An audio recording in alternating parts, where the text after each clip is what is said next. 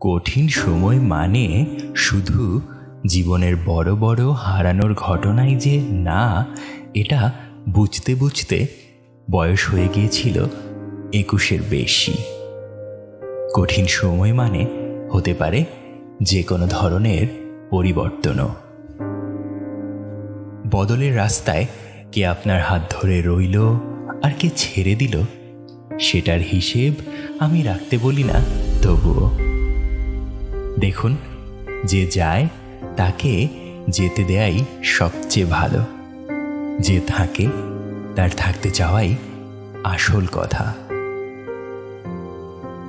ধাক্কা খাওয়ার একটা যদি ভালো দিক থাকে, তবে সেটা হচ্ছে এক জিনিস আপনাকে বারংবার ধাক্কা দিতে পারবে না।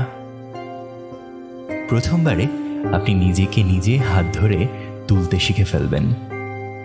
এরপর ধাক্কা খেতে খেতে একসময় শিখে যাবেন কি করে নিজেকে সরিয়ে আনতে হয় ধাক্কা পটেনশিয়াল পরিস্থিতি থেকে।